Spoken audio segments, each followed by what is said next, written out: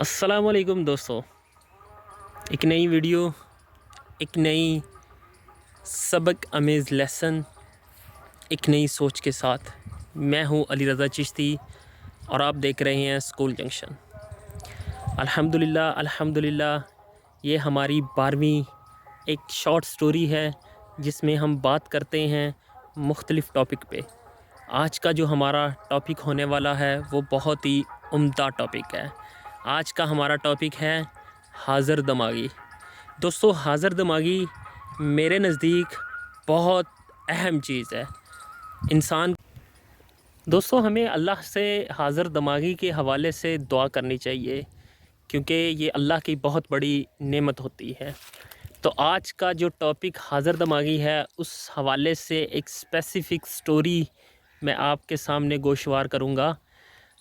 دوستو، حاضر دماغی کے حوالے سے ایک بہت عمدہ شارٹ سٹوری آپ کو سنانا چاہوں گا۔ ایک دفعہ ایک انٹرویو چل رہا تھا، تو انٹرویو لینے والا اپنے 4 کینڈیڈیٹس کو ایک ہی سوال ایک ہی ٹائم پہ کرتا ہے اور ان کو کہتا ہے کہ آپ مجھے اس سوال کا جواب دیں، اور جو بندہ اس سوال کا صحیح جواب دے گا اس کو قاضی کے اہم عہدے پر تعینات کیا جائے گا۔ تو دوستو، سوال کچھ یوں تھا کہ ایک گھر میں ایک مہمان آتا ہے اور اس گھر کا جو میزبان ہوتا ہے وہ اپنے ایک ملازم کو کہتا ہے کہ فلانی جگہ سے دودھ لے کے آؤ۔ وہ بندہ جو ملازم ہوتا ہے وہ دودھ لینے کے لیے گیا۔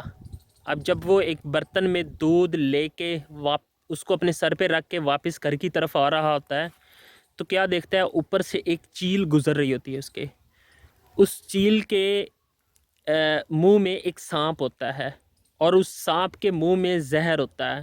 جب وہ اوپر سے گزرتی ہے تو اس زہر کا جو قطرے ہوتے ہیں وہ اس میں گرتے ہیں دودھ میں۔ اب اس ملازم کو نہیں پتہ ہوتا کہ اوپر سے سانپ کے منہ سے قطرے گرے ہیں، اور جو ہی وہ گھر پہنچتا ہے اور گھر میں جو ہے نا اس دودھ کی کھیر تیار ہوتی ہے اور اس کھیر کو جو ہے وہ مہمانوں میں تقسیم کیا جاتا ہے۔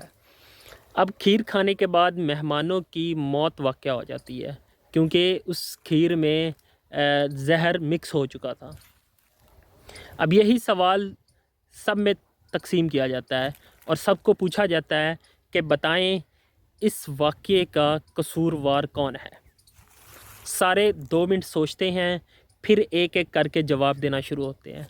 سب سے پہلے والا جو کینڈیڈیٹ ہوتا ہے وہ جواب دیتا ہے کہ اس میں ملازم قصوروار ہے، کیونکہ اس کو چاہیے تھا کہ وہ اس برتن کو ڈھانپ کر لے کے آتا جس میں دودھ تھا۔ اب امام صاحب جو وہاں پہ بیٹھے ہوتے ہیں اور جو انٹرویو لینے والے ہوتے ہیں وہ ان کو کہتے ہیں کہ آپ اپنی جگہ ٹھیک ہے، لیکن اتنی چھوٹی سی بات پہ ہم اس ملازم کو سزائے موت نہیں سنا سکتے۔ دوسرے کینڈیڈیٹ سے پوچھا جاتا ہے کہ آپ اس کا جواب دیں۔ تو وہ صاحب کیا کرتے ہیں، وہ اس کا جواب دیتے ہیں۔ وہ کہتے ہیں اس کا قصوروار مالک ہے۔ مالک کو چاہیے تھا کہ جو کھیر اس نے بنائی ہے اس کھیر کو وہ پہلے ٹیسٹ کرتا اور پھر بعد میں اپنے مہمانوں کو تقسیم کرتا۔ تو وہ انٹرویور ہوتا ہے وہ ان کو کہتا ہے کہ یہ بات آپ جو کر رہے ہیں یہ اس حوالے سے مسترد کی جاتی ہے۔ تیسرا کینڈیڈیٹ جو ہوتا ہے وہ جواب دیتا ہے کہ یہ ایک اتفاقاً واقعہ پیش آیا ہے، اس میں کوئی کسی کی غلطی نہیں تھی۔ ان کے مہمانوں کے نصیب میں مرنا لکھا تھا تو وہ مر گئے۔ تو جو انٹرویور تھا اس نے اس کینڈیڈیٹ کو کہا کہ کوئی قاضی، کوئی انصاف بانٹنے والا یہ جواز پیش نہیں کرتا کہ یہ قدرت میں لکھا تھا اور یہ عمل ہو گیا اور اس چیز کو ختم کیا جائے۔ جب چوتھے کینڈیڈیٹ کی باری آتی ہے تو وہ کینڈیڈیٹ کہتا ہے کہ دیکھیں اس میں جو اصل حقیقت ہے وہ یہ ہے کہ کس نے دیکھا کہ ایک اوپر سے چیل گزری ہے، کس نے دیکھا کہ اس کے منہ میں سانپ ہے، کس نے دیکھا کہ سانپ میں منہ میں جو ہے وہ قطرہ ہے زہر کا، اور وہ گرا اور کھانا کھا لیا۔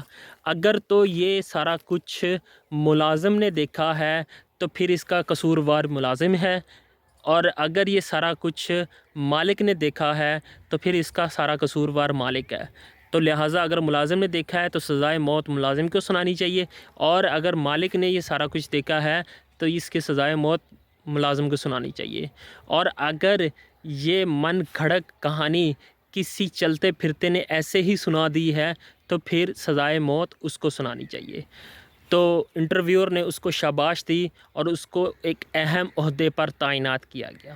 دوستو، اب اس انٹرویور کی وہ حاضر دماغی تھی جس کی وجہ سے اس کو ایک اہم عہدہ مل گیا۔ تو آپ دوستوں سے بھی گزارش ہے کہ اللہ سے دعا کرنی چاہیے، اللہ تعالیٰ ہمیں بھی ایک حاضر دماغی والا عنصر جو ہے وہ ہمارے اندر پیدا کرے، تاکہ ہم بھی معاشرے میں ایک اچھے شہری بن کر رہ سکیں۔ جزاک اللہ۔